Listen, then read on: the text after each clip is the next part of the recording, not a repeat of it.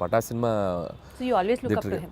Yeah so ఇప్పుడు NTR arts నాకు ఎంత నిలబడిందో, సో కళ్యాణ్ రామ్ గారు సినిమా నా మీద డబ్బులు పెట్టి తీశారు. అదే సినిమాని మార్కెట్లోకి తీసుకెళ్ళిన వ్యక్తి ఈయన. డిస్ట్రిబ్యూట్ చేసి ఆ సినిమాని అంతే విధంగా జనాల్లోకి తీసుకెళ్ళిన ప్రొడ్యూసర్ ఆయన. ప్రొడ్యూసర్ కూడా డిస్ట్రిబ్యూషన్ కూడా ఉంది కదా వాళ్ళకి. సో అక్కడ నుంచి బాగా ఎంకరేజ్ చేసేవాళ్ళు నన్ను. సో అక్కడ స్టార్ట్ అయింది జర్నీ. తర్వాత ఆల్మోస్ట్ 4-5 ఫిల్మ్స్ అక్కడే చేయటం. సో ఇప్పుడే భగవంత్ కేసరికి బయటకు వచ్చాను నేను.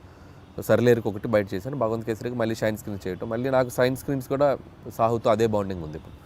సో సాహుతో కూడా ఫిల్మ్స్ చేస్తాను ఇప్పుడు మళ్ళీ నెక్స్ట్. గాట్ ఇట్ 40 ఫిల్మ్స్ కంటే పైగా తమిళ్లో చేసినటువంటి ఐశ్వర్య రాజేష్ గారిని కూడా మీరు ఆడిషన్ చేసి ఈ సినిమాకి సెలెక్ట్ చేశారు అని విన్నాము. అంటే you were so particular about the character, లేదా ఆవిడ చేయగలరా చేయలేరా అన్నట్ట మీకు డౌట్ ఉందా? అంటే ఆడిషన్ అని కాదు కానీ లుక్ టెస్ట్ చేసాం. లుక్ టెస్ట్ చేసినప్పుడు నా భయం ఏంటంటే ఐశ్వర్య రాజేష్ తెలుగు అమ్మాయి, అద్భుతమైన పెర్ఫార్మర్. సో ఒకసారి యాక్సెంట్ ఎలా పలుకుతుందో తెలుసుకుంటే, తన బాడీ లాంగ్వేజ్ నేను అడాప్ట్ చేసుకుంటే, నేను రాసేటప్పుడు నాకు ఇంకా ఈజీ అవుతుంది. సో నేను ఇప్పుడు వీటి గణేష్ ఉన్నారంటే నేను ఆయన బాడీ లాంగ్వేజ్ నాకు అర్థమైపోయింది. ఎవడరా మీరు, అది వచ్చేస్తుంది, నేను చెప్పగలను, మాడ్యులేట్ చేయగలను. సో అలా ఒక్కొక్క హీరో, ఇప్పుడు నరేష్ గారు ఉన్నారు, రాజేంద్ర ప్రసాద్ ఉన్నారు, ఒకసారి వాళ్ళతో నేను పట్టుకున్నానంటే నేను అది ఈజీ అవుద్ది నాకు రాయటానికి. సో ఐశ్వర్యకి ఏంటంటే తను ఏదో జోక్గా చెప్తుంది కానీ ఆడిషన్ లాగా కాదు, తన బాడీ లాంగ్వేజ్ తనది ఎలా ఉంటుందో నాకు రీడ్ అవ్వాలి ఇక్కడ మైండ్కి. సో అందుకని ఒక 2-3 డైలాగులు ఎలా చెప్తుంది, సారీ బా, మీరు ట్రైలర్లో చూస్తారు కదా, లవ్ యూ బా, ఆ భావాన్ని ఎలా పలుకుతుంది, యాక్సెంట్ చెప్పగలుగుతుందా లేదా అనేది చూసుకున్నాం. సో బేసికల్గా మీరు మనుషుల్ని స్టడీ చేసేస్తారు, బాడీ లాంగ్వేజ్ని అర్థం చేసేసుకుంటారు. యూ హ్యావ్ దట్ అప్పుడు ఈజీ అవుతుంది.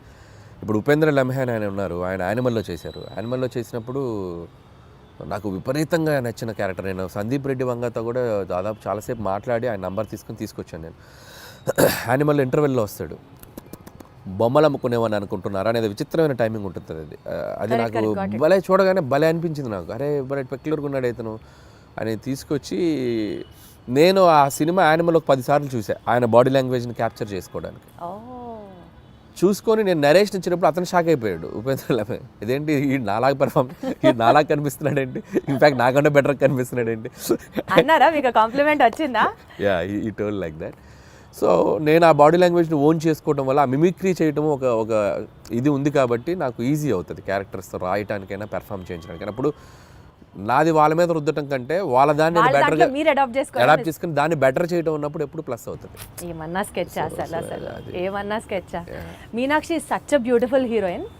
ఇప్పటి వరకు తను చేసిన ఫిల్మ్స్లో తన క్యారెక్టర్కి తగ్గ స్కోప్ రాలేదు అని ఒక చిన్న పాయింట్ ఉండింది. ఈ సినిమాలో how you going to show it to her? So Meenakshi బేసికల్గా వెరీ డెడికేటింగ్గా చేసే అమ్మాయి. అండ్ ఇద్దరు అమ్మాయిలు వెరీ గ్రౌండెడ్. నేను చేసిన అన్ని సినిమాల్లో ద బెస్ట్ యాక్టర్స్ వీళ్ళిద్దరు, I can say proudly. So very down to earth and very friendly, చాలా పెద్ద open statement, very friendly. And like A time చెప్పినా, ఏ సినిమాకి అంతసేపు ఉన్నారన్న, నైట్ ఎక్స్టెండ్స్ అయినా, నో కంప్లైంట్స్ అట్ ఆల్. గుడ్డులా కష్టపడతారు సినిమా కోసం ఎంత దూరమైనా కష్టపడేటువంటి మెంటాలిటీ ఉన్న అమ్మాయిలు ఇద్దరు. అండ్ వెరీ జెన్యూన్ సోల్స్ అనమాట. సో అందుకని వాళ్ళకి, అందుకే మీరు అన్నట్టు మీనాక్షికి లక్కీ భాస్కర్ తనకి మంచి పాత్ర పడింది, బాగా చేసింది.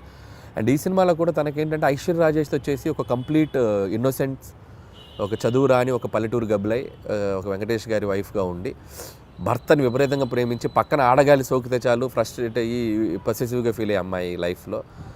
అమ్మో, భర్తకి ఒక ఎక్స్ గర్ల్ ఫ్రెండ్ ఉండటం అనేది ఒక షాకింగ్. ఆ అమ్మాయి ఎలా డీల్ చేస్తుంది అనేది ఆ అమ్మాయి క్యారెక్టర్. మీనాక్షిది వచ్చేసరికి దానికి బౌన్స్ అవ్వాలి, ఆ అమ్మాయి క్యారెక్టర్కి బౌన్స్ అవ్వాలి. సో మీనాక్షిది కూడా చాలా మంచి రోల్. అండ్ యాక్షన్ ఉంది, ఫస్ట్ ఒక 10 నిమిషాలు ఆమెకు ఒక ఫైట్ కూడా ఉంది. And police officer role. So glamour wise, cutout wise ఆ అమ్మాయిది కూడా సినిమాకి హెల్ప్ అవుతుంది ఇద్దరు. Got it. సో నిజ జీవితంలో ఉన్న సంఘటనలు తీసుకొని మీరు సినిమాల్లో, అంటే the most delicate and sensitive element is what you pick up for your films అనుకుంటే, నిజంగా చెప్పండి అనిల్ గారు, మీ లైఫ్లో వైఫ్ సెగ్మెంట్ కంటే ముందు గర్ల్ ఫ్రెండ్ సెగ్మెంట్ ఉందా? ఇవి చెప్తే కాపురాలు కూలిపోతాయి, చెప్పలేము. మీది కూడా లవ్ మ్యారేజ్ అనే విన్నాం. అంటే ప్రతి వాళ్ళకి ఎక్కడో ఒక చోట ఒక లవ్ స్టోరీ ఉంటుంది. అది 10th క్లాస్ నుంచి ఇంటర్లో ఉండొచ్చు, ఇంటర్ టు ఇంజనీరింగ్ ఉండొచ్చు, ఇంజనీరింగ్లో ఉండొచ్చు, లేకపోతే అది నేను అవి చెప్తే నా లైఫ్ బయోపిక్ నేను తీసుకోవాలి. మీకు తెలుసో తెలీదో మీరు బ్లష్ అవుతున్నారు. లేదు, నేను చెప్పలేను. సో మా వైఫ్కి తెలుసు నాకేముందో, కాబట్టి నేను పబ్లిక్గా చెప్పలేను. అండ్ ప్రతి ఒక్కరికి ఉంటుంది. అందుకేసి నేను తీసుకున్న ఎలిమెంట్ F2 కానీ అండ్ F2 కూడా ఇట్స్ లైక్ వైఫ్ హస్బెండ్ మధ్య ఉండే క్యూట్ రిలేషన్షిప్లో ఉండే చిన్న చిన్న fun things problematic things discuss చేయడం వల్ల that become a very very big hit. ఇప్పుడు కూడా ఏంటంటే ప్రతి మనిషి ప్రతి ఒక మగాళ్ళ లైఫ్ అవ్వచ్చు, అమ్మాయిలకు కానీ ఎక్కడో చోట ఒక పాస్ట్ ఉంటుంది. సో ఆ పాస్ట్ని మనం బ్యూటిఫుల్గా డ్రైవ్ చేస్తే ఎలా ఉంటుంది, సో దానివల్ల ఉండే ప్రాబ్లమ్స్ని ఎలా మనం చెప్తే ఎలా ఉంటుంది అంటే మీ నిజ జీవితాన్ని రెప్లికేట్ లేదు చేశారా నా నిజ జీవితం కాదు, ఇది అందరికీ మంది కనెక్ట్ అయ్యే ఎలిమెంట్. సో నాది ఉండేది తక్కువ ఉండొచ్చు, ఇంకోటికి ఎక్కువ ఉండొచ్చు, అంటే మీకంటూ ఉంది, ఎవరికైనా ఉంటుంది అన్న. అందులో మీరు ఉన్నారంటున్నా. నాకు అంత పెద్ద లవ్ స్టోరీ లేదు, అది నా వైఫ్కి తెలుసు కాబట్టి ఇబ్బంది లేదు. నాకు పెద్ద లవ్ స్టోరీ లేదు, అస్సలు లేదు. నాకు లవ్ స్టోరీ ఉంటే ఇప్పటికి నేను 10 లవ్ స్టోరీలు తీయాలి. మీరు గమనించండి, ప్రతి వాడి జీవితం వాడి తీసే సినిమాలో రిఫ్లెక్ట్ అవుద్ది. ఏ డైరెక్టర్కైనా తన పర్సనల్ లైఫ్లో జరిగిన ఇన్సిడెంట్స్ ఎక్కువగా రిఫ్లెక్ట్ అవుతాయి. నాకు మ్యారేజ్కి ఎక్కువ రిఫ్లెక్ట్ అవుతాయి, మీరు గమనించారో లేదు. నేను తీసే సినిమాలో మ్యారేజ్ ఫేజ్ ఎక్కువ ఉంటుంది, హస్బెండ్ వైఫ్ ఫేజ్ ఎక్కువ ఉంటుంది, కాబట్టి అది మెజారిటీ పార్ట్ ఉంది. నాకు లవ్ స్టోరీ ఉంటే ఇప్పటి నేను అద్భుతమైన లవ్ స్టోరీ తీయాలి నేను, మీకు అర్థమైందా? సో కాబట్టి లాజికల్లీ చెప్తున్నాను నేను. సో నా లైఫ్లో కామెడీ ఎక్కువ ఉంటుంది, ఎంజాయ్మెంట్ కామెడీలో ఎక్కువ చూస్తా, సెటారిక్ ఫన్ చేయటం దీంట్లో ఎక్కువ చూస్తాను. కాబట్టి నేను తీసే సినిమాలు ఎక్కువగా ఫన్ బేస్డ్ ఉంటుంది. So I'm fun loving person. కాబట్టి వెంకటేష్ గారికి ఈ స్టోరీ చెప్పిన వెంటనే డిడ్ యూ యాక్సెప్ట్ ఇట్ అండి? అంటే ఈజీగా అనిపించిందా మీకు ఆయనకి చెప్పడం? లేదు, ప్రతి లైన్ వెంకటేష్ గారికి నాకు ఒక చిన్న ఈక్వేషన్, మా ఇద్దరికి ఒక ట్యూనింగ్ ఉంది. సో అనిల్ బాగా తీయగలనే నమ్మకం వెంకటేష్ గారికి ఉంది. వెంకటేష్ గారు నన్ను బిలీవ్ చేస్తారో, ఆయనకి ఎలాగైనా ఒక పెద్ద హిట్ ఇవ్వాలనే ఒక కాన్ఫిడెన్స్ నాకు ఉంటుంది. బట్ ఈ ఆల్వేస్ లైక్ ఎంత ఫ్రెండ్లీగా ఉంటాడో అంతే గైడెన్స్ ఉంటుంది ఆయన నుంచి. సో ఎక్కడ కూడా స్క్రిప్ట్ ఎటువైపు వెళ్తున్నా కూడా అనిల్ అది చూసుకోమ్మా, ఇది చూసుకోమ్మా, ఇది చేయి అది చేయి అని చెప్పి గైడెన్స్ బాగా చేస్తారు ఆయన. అలా అని వచ్చి నన్ను ఇన్సిస్ట్ చేయరు, ఇది పెట్టు అని ఇన్సిస్ట్ చేయరు. ఆ గైడెన్స్ ఎప్పుడు సీనియర్ యాక్టర్స్ బాలయ్యబాబు గారిని, వెంకటేష్ గారు కానీ, సో వాళ్ళ గైడెన్స్ అనేది ఇన్ని సినిమాలు చేశారు కాబట్టి వాళ్ళు చూడని స్క్రిప్ట్స్ కాదు, వాళ్ళు చూడని బ్లాక్ బాస్టర్స్ కాదు. సో అవి మనం కరెక్ట్గా ట్యాప్ చేయగలిగితే సినిమాలు ఇంకా నెక్స్ట్ లెవెల్కి వెళ్తాయి. సో ఆ గైడెన్స్ ఎప్పుడు ఉంటుంది. సీనియర్ లెవెల్ ఆఫ్ హీరోస్ ప్రస్తావన వచ్చింది కాబట్టి యాక్చువల్లీ ఇప్పుడు ఉన్న ట్రెండీ డైరెక్టర్స్లో మీరు కానీ, డైరెక్టర్ బాబీ గారు కానీ, లేకపోతే గోపిచంద్ మల్లినేని గారు కానీ, మీరందరూ ఇప్పుడు కెరియర్ పీక్లో ఉన్న డైరెక్టర్స్ అని అనుకుంటే ఒక్క తరం హీరోస్తోనే ఎందుకు చేస్తున్నారు, not with the latest and of the heroes? Because వాళ్ళందరూ పాన్ ఇండియా మూవీస్ చేస్తూ బిజీగా ఉన్నారు, మనకు ఆపర్చునిటీ ఇవ్వలేదు అని ఎప్పుడైనా రిగ్రెట్స్ లాగా అనిపించింది? ఎందుకు రిగ్రెట్? హ్యాపీగా వాళ్ళు పాన్ ఇండియా రేంజ్కి వెళ్ళి తెలుగు మార్కెట్ని పెంచి వాళ్ళు బిజీగా ఉండి ఫుల్ టాలీవుడ్ కలెక్షన్స్ అంటే చేయొచ్చు కదండి. వాళ్ళు ఇవ్వాల్సింది కాదుగా, మేము వాళ్ళని ఎగ్జైట్ అయ్యే కంటెంట్ చెప్పాలి. వైస్ వర్సా, స్టార్స్ వచ్చి మాకు ఇచ్చేది ఏంటి ఆపర్చునిటీ, మేము వెళ్ళి వాళ్ళని ఎగ్జైట్ చేయాలి. అదే అలా పోనీ జరగట్లేదు. జరగాలంటే మేము వెళ్ళి ఎఫర్ట్స్ పెట్టి ఒక కథ, ఇప్పుడు స్కేల్ పెరిగింది, స్పాన్ పెరిగింది. సో అంత స్పాన్ స్కేల్ మేము వెళ్ళి కథలు రాయాలి. నేను ఆ కథ రాసి వెళ్తే అద్భుతం. ఇప్పుడు ఎన్టీఆర్ గారు నాకు బాగా తెలుసు. టు బీ హానెస్ట్, తారక్ గారితో నేను ఒక 2-3 సినిమాలు చేయాలని దగ్గర దాకా వెళ్ళి మెటీరియలైజ్ అవ్వలేదు. సో నేనంటే ఇష్టం ఆయనకు బాగా. వాళ్ళని ఎగ్జైట్ చేయాలి మేము వెళ్ళి. సో ఆ ఎగ్జైట్ చేసే కథలు దొరికినప్పుడు ఆబ్వియస్గా చేస్తారు. మహేష్ గారితో చేశాను నేను, సర్లే నీకు బిగ్గెస్ట్ హిట్ కదా మహేష్ గారితో. బట్ ఇప్పుడు మళ్ళీ అలాంటి కథలు చేయలేము మహేష్ గారితో. వాళ్ళు ఏంటంటే ఇప్పుడు వాళ్ళు నెక్స్ట్ లెవెల్కి వెళ్ళిపోతున్నారు. సో మార్కెట్ పెరిగినప్పుడు, సో మల్టీ లాంగ్వేజ్, అన్ని లాంగ్వేజ్లకి సరిపడా నేషన్ వైడ్ తీయాలంటే దానికి తగ్గ కంటెంట్, దానికి తగ్గ స్కేల్, దానికి తగ్గ వరల్డ్ క్రియేట్ చేయాలి. సో అనుకుంటే చేయొచ్చు. But as of now we are comfortable this అని నేను అనుకుంటున్నాను. నేను ఈ ఫేజ్లో నాకు ఇది చాలా బాగుంది. ఖచ్చితంగా ఒక 3-4 ఏళ్ళ తర్వాత, 2-3 ఏళ్ళ తర్వాత ఖచ్చితంగా ఎప్పుడొకప్పుడు ప్లాన్ ఉంది, చేయాలిగా. అందరు హీరోలతో చేయాలిగా, ఖచ్చితంగా చేయాలి. చేస్తాం, డెఫినెట్గా చేస్తాం. మనకు అద్భుతమైన హీరోలు ఉన్నారు మార్కెట్లో. మీకున్న కామెడీ సెన్స్ ఆఫ్ టైమింగ్కి, చిరంజీవి గారికి ఉన్న కామెడీ సెన్స్ ఆఫ్ టైమింగ్కి మీరిద్దరూ కలిసి ఒక ప్రాజెక్ట్ చేస్తే it would be in still more next level అని అనిపిస్తున్న నేపథ్యంలో అసలు దాని గురించి ఎప్పుడైనా ట్రై చేశారా, ఆలోచన చేశారా? ఒక 2-3 సార్లు అనుకున్నాము. సో బిఫోర్ సంక్రాంతికి వస్తున్నాం కూడా మెటీరియలైజ్ అయ్యేదాకా వెళ్ళి మెటీరియలైజ్ అవ్వలేదు డ్యూ టు కొన్ని ప్రాక్టికల్ ప్రాబ్లమ్స్ వల్ల. హోప్ సో కమింగ్ సూన్ అలాంటి ఒక ఎగ్జైట్మెంట్ థింగ్ జరిగే అవకాశం ఉంది. సో అది too early to tell. So Chiranjeevi గారితో చేయాలని నాకు ఉంది. But still it is on the track అని అయితే అర్థమవుతుంది. ట్రాక్లో ఉంది, బట్ కన్ఫర్మేషన్ మనం ఇప్పుడే చెప్పలేము. ఎందుకంటే ఇన్ ద సెన్స్ అన్ని సెట్ చేసుకుని నాకు చెప్తే బాగుంటుంది.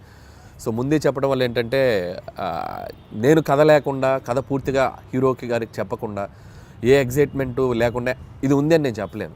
ఇద్దరం ఎగ్జైట్మెంట్లో అనౌన్స్ చేసామనుకోండి, కిక్ వేరు. సో అందుకని అది అంతా మెటీరియలైజ్ అయ్యాక చెప్తే బాగుంటుంది. Still we are in it's very beginning స్టేజ్లో ఉంది. సో మీరు అన్నట్టు చిరంజీవి గారితో నేను అనేది చేయాలి అనుకున్న ఇది మాత్రం ఖచ్చితంగా డెఫినెట్గా మా ఇద్దరికి ఒక ఎంటర్టైన్మెంట్, ఆయనకి ఏం చేస్తే బాగుంటుందనే ఐడియా నాకుంది. అలాగే చిరంజీవి గారితో ఏం చేయాలి అనేది కూడా ఒక క్లియర్ పిక్చర్ ఉంది. సో డెఫినెట్గా ఇట్ విల్ బి లైక్ మీకంటూ ఫోకస్ ఆ విజన్ ఉంది కాబట్టి డెఫినెట్లీ అది ఎగ్జిక్యూట్ అవుతుంది వెరీ సూన్. ఈ సినిమా ప్రమోషన్స్ గురించి మాట్లాడితే అంతా యూనిక్గా, చాలా డిఫరెంట్గా ప్లాన్ చేయడం వాజ్ యువర్ చాయిస్ అండి, your idea, in fact your creative part నేను అంటే ఎస్పెషల్లీ వెంకటేష్ గారు నేను పాట పాడతాను అన్నది ఎవ్రీ ఫిలిం అంటే ఎపిక్ అది. నేను ఇప్పుడు కాదు, ఎవ్రీ ఫిలిం ఆల్మోస్ట్ F3 ముందు నుంచి కూడా సరే లేరు టైం నుంచి అని చెప్పలేను కానీ F3 దగ్గర నుంచి కూడా భగవంత్ కేసరికి కూడా కొన్ని రీల్స్ చేశాను అమ్మాయిలతోటి, శ్రీలీల కాజల్తో కూడా చేశాను. బట్ ఈ సినిమాకి ఎక్స్ట్రీమ్ చేసాం. అంటే ఈ సినిమాకి క్రియేటివ్ పార్ట్ అంతా మీదేనా ఐడియా? లేదు టీం ఉంది, I have a team. So digital team ఉన్నారు, వంశీ శేఖర్ అండ్ మనోజ్ టీం ఉన్నారు. బట్ నేను ఎక్కువ పార్టిసిపేట్ చేస్తాను వాళ్ళు చేసిన దాంట్లో.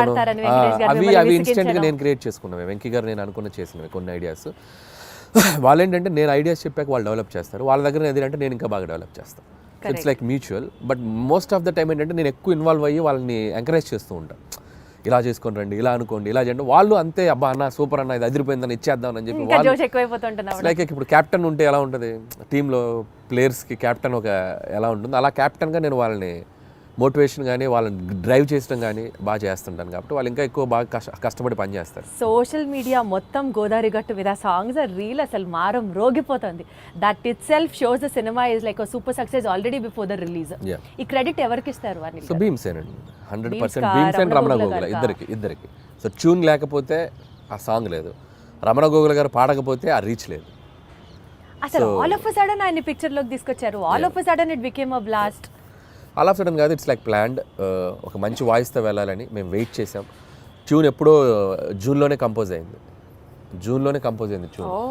సో దాన్ని మేము ఓపిక్గా వెయిట్ చేసి ఎవరితో పాడిస్తే బాగుంటుంది అనుకొని ఫైనల్గా రమణ గోల్ గారు అయితే బాగుండని చెప్పడం. అక్కడి నుంచి భీమ్స్ రమణ గోల్ గారికి టచ్లోకి వెళ్ళి ఆయన ఒప్పుకోవడం. సో బేసిక్గా ట్యూన్ అద్భుతంగా ఉండడంతో రమణ గోల్ గారు కూడా ఈజీగా యాక్సెప్ట్ చేశారు. సో వచ్చాక ఆయన పాడి ఆయన చమక్కులు కొన్ని యాడ్ చేసి రే ఇలాంటి చమక్స్ ఉంటాయి ఆయనవి ఉండటం. ఇట్స్ లైక్ టీమ్ వర్క్, అందరూ అద్భుతంగా. So regular set of questionnaire కాకుండా ఒక చిన్న ర్యాపిడ్ ఫైర్ చేద్దాము. ఫాస్ట్గా టక్కన ఆన్సర్ రావాలి మీరు. Okay, because that it self is rapid fire. హీరోగా చేస్తారా, విలన్గా చేస్తారా? మీకు ఆపర్చునిటీ ఉంటే విలన్గా చేస్తారు. Who is your favourite villain? నా ఫేవరెట్ విలన్ రఘువరన్. ఆ వాయిస్ ని మిమిక్ చేయగలరా మీరు? ఒక్కసారి. శివ శివ శివ శివ వాడేమన్నా దేవుడా, 2 లారీల జనాన్ని తీసుకెళ్ళి చంపేయండి. వేరే లెవెల్ అని గారు మీరు. ఏదో గుర్తుంది అప్పుడు. మీ ఫేవరెట్ పంచ్ లైన్ మీ సినిమాల్లోది, సీక్రెట్ గా మీరు రియల్ లైఫ్ లో మీరు వాడుకునేది ఏంటి? డైలాగా? Favourite punch line. మీకంటూ పంచ్ లైన్స్ తెగుంటాయి కదా మీ సినిమాలో. పంచ్ డైలాగులు అంటే నా సినిమాలో నాకు అంతేగానే ఫేమస్ కదా, అదే వాడుతుండేవాడిని. అంతేగా అదే వస్తుంది. అంటే మీ రియల్ లైఫ్ లో కూడా మీకు అదే వస్తుంది? జనరల్ కాన్వర్సేషన్స్ లో ఎవరైనా ఏదైనా చెప్పినా అంతేగా అంటూ ఉంటాం. ఓహో, అది మీ ఊతపదం అయిపోయింది. వండర్ఫుల్. అయితే సో అసలు ఇంత కామెడీ సినిమాలు తీసే మీరు లైఫ్లో ఎప్పుడన్నా ఫుల్ ట్రాజడీ, ఎమోషనల్, కళ్ళమ్మటి నీళ్ళు వచ్చే సినిమా ఎప్పుడన్నా తీస్తారా? తీయలేను. అంత ఆలోచించారేంటంటే? అంటే తీద్దామా అని అక్కడ దాకా వెళ్ళా, తీయలేని అనిపించింది, మళ్ళీ వచ్చా తీయలేనని చెప్పా. మీరు మీ సినిమాల్లో ఏదన్నా ఒక రోల్ యాక్ట్ చేయాలి అని అనుకుంటే మీకు మీరు ఏ రోల్ డైరెక్ట్ చేసుకుంటారు? నా సినిమాలో రోలా? నాకు ఏమన్నా అన్ని చూసారా అడిగిన క్వశ్చన్ కానీ అర్థం. అన్ని సినిమాల్లో అన్ని క్యారెక్టర్స్ బాగానే ఉంటాయి.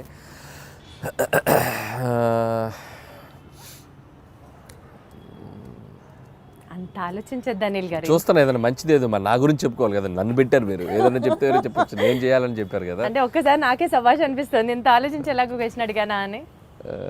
నాకు F2లో ఏదైనా ఉన్నాయా?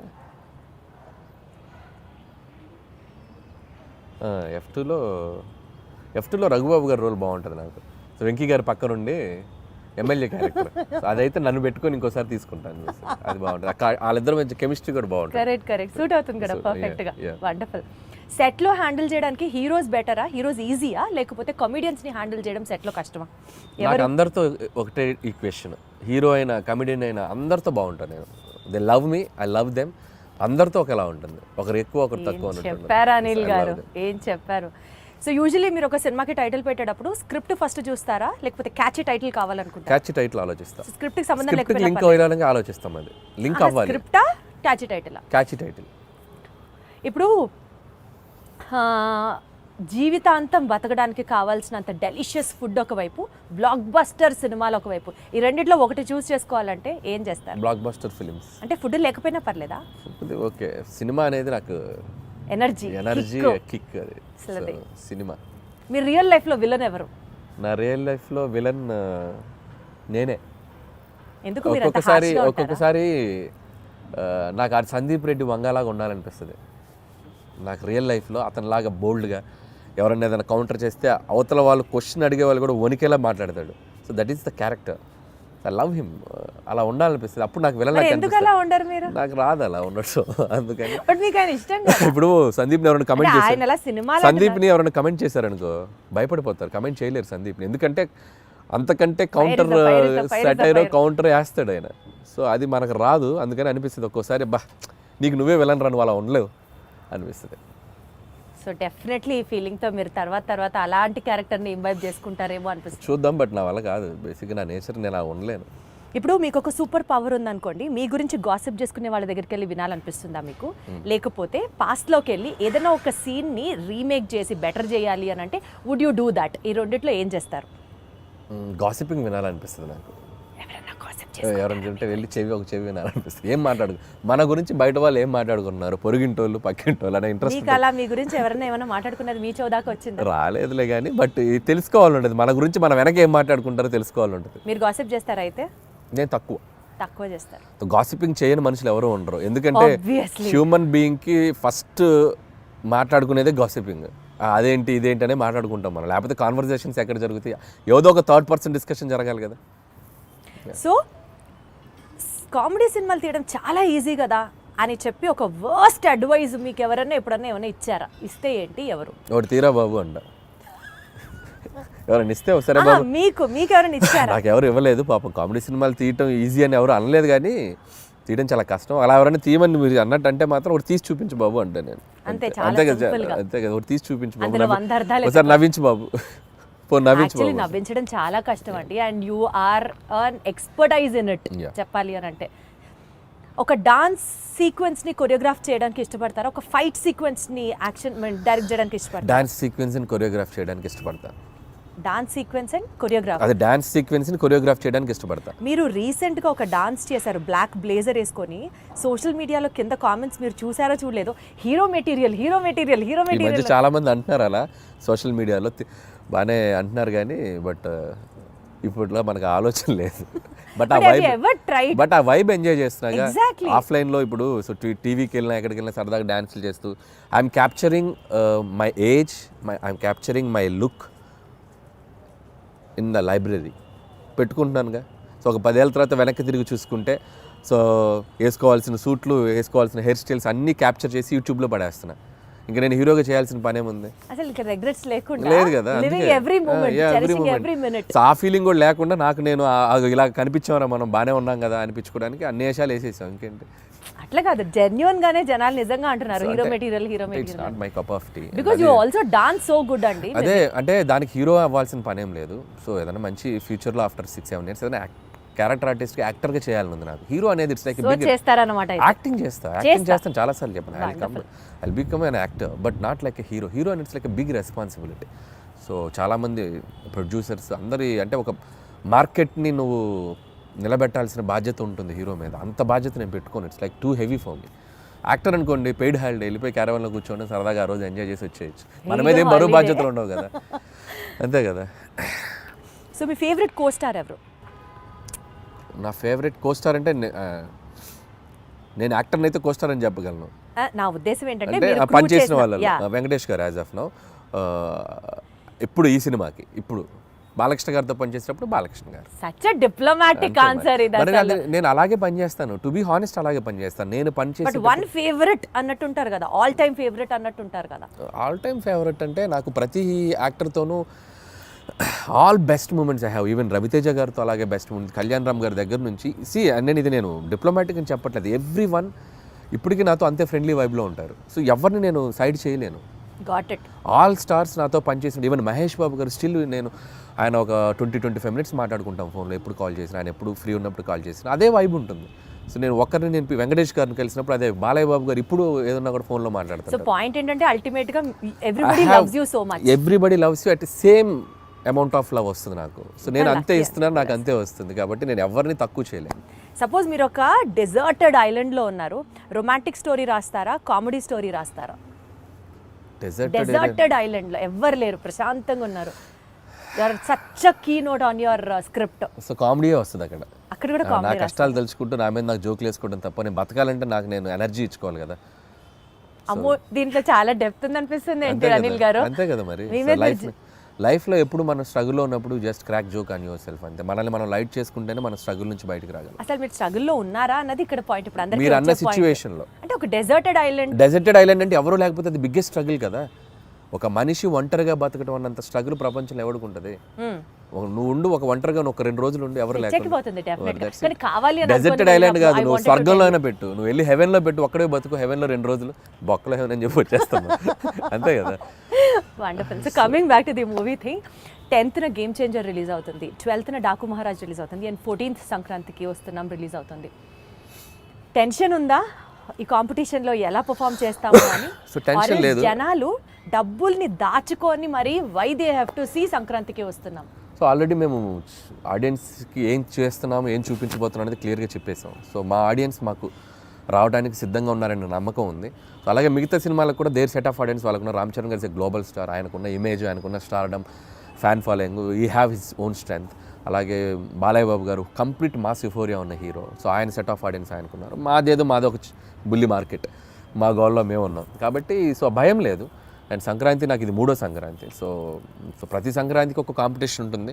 సో నా వరకు నేను సర్వే అవుతూనే వస్తున్నాను. సో 2 సంక్రాంతులు కూడా బీభత్సంగా ఆడినాయి నా 2 సినిమాలు. సో ఈసారి కూడా ఒక సేఫ్ బెట్లోనే ఉన్నానని అనిపిస్తుంది. ఆ 2 సినిమాలు కూడా అద్భుతంగా ఆడాలి, నా సినిమా కూడా బాగా ఆడాలి. Super duper. Very diplomatic answer, but still you wanted, but still everyone wants, whole industry wants that. Absolutely. అందరం బాగుండాలి, అందులో మేము ఉండాలి అన్నట్టు. So good luck to you Anil garu, more power to you, super power to you. ఈ సినిమా super success అవ్వాలని కోరుకుంటున్నాను. All the very best.